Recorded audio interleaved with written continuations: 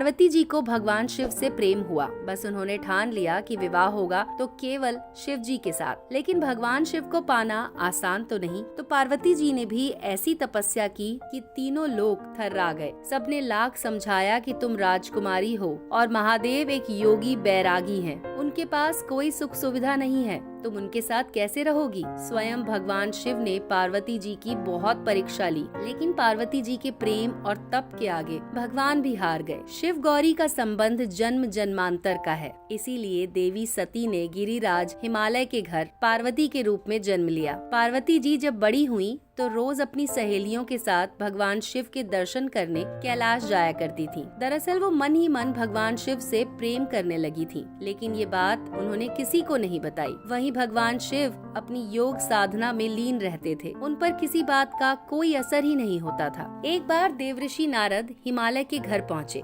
देवऋषि नारद को देखकर हिमालय ने उनका बड़े आदर से सत्कार किया और अपनी पुत्री पार्वती के दोष और विवाह के बारे में पूछा। इस पर नारद जी ने बताया कि हे हिमालय, आपकी पुत्री तो गुणों की खान है, सुंदर, सुशील और समझदार है, शक्ति का अवतार है। संसार भर में उनकी पूजा होगी और जो भी उनकी पूजा करेगा उसके लिए किसी भी तरह का सुख दुर्लभ नहीं रहेगा। संसार भर की सभी स्त्रियां पार्वती का नाम जपते हुए पतिव्रत धर्म का पालन करेंगी। पार्वती अपने पति की प्रिय होगी और उसका सुहाग अमर होगा। अपनी पुत्री की वजह से तुम्हें हमेशा यश की प्राप्ति होगी और तुम्हारा हमेशा कल्याण होगा। बातों बातों में नारद जी ने ये भी बताया कि पार्वती का विवाह भगवान शिव से होगा। ये सुनकर पार्वती जी बेहद प्रसन्न हुई, लेकिन पार्वती जी के माता पिता, सहेलियां सब चिंता में पड़ गए, क्योंकि उन सब के मन में भगवान शिव की यही छवि थी कि वो एक योगी हैं, सिर पर जटा रखते हैं, बैरागी हैं, किसी सुख सुविधा के बीच नहीं रहते,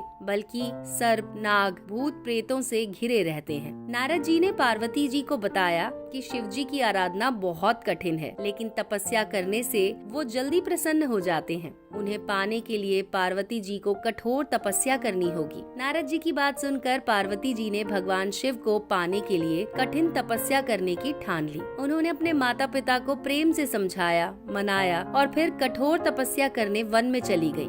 कहते हैं पार्वती जी जब तपस्या करने के लिए जाना चाहती थीं, तब उनके माता पिता उन्हें इस बात की अनुमति नहीं दे रहे थे। इससे पार्वती जी बहुत दुखी हो गयी। ये देखकर पार्वती जी की सहेली उनकी सहायता करने के लिए उन्हें अपने साथ वन ले गयी, जहाँ पार्वती जी ने प्रसन्नता के साथ अपनी तपस्या शुरू कर दी। इस दौरान उन्होंने अपने शरीर को तपस्या से सुखा लिया था। वहीं पुनर्विवाह न करने की तय कर चुके शिव को भगवान विष्णु ने पार्वती का वरण करने के लिए मना लिया था। शिव ने पार्वती की परीक्षा लेने के लिए सप्त ऋषियों को भेजा, जिन्होंने शिव जी के बारे में बहुत बुरा भला कहा, शिव जी से विवाह ना करने के लिए मनाया, लेकिन पार्वती जी का प्रण अडिग था। सप्त ऋषियों की बात सुनकर वो हंसने लगी और उन्होंने कहा, माना कि मेरे भगवान शिव में बहुत अवगुण हैं, लेकिन मेरा तो एक ही मन है और उसमें केवल भगवान शिव बस चुके हैं। मैं तो उनके लिए अपना सब कुछ हार चुकी हूँ। अब मैं उनके गुण दोषों को क्यों देखूं? मुझे तो स्वयं भगवान शिव 100 बार मना करें तो भी मैं करोड़ों जन्म तक यही कहूंगी कि मैं केवल भगवान शिव से ही विवाह करूंगी,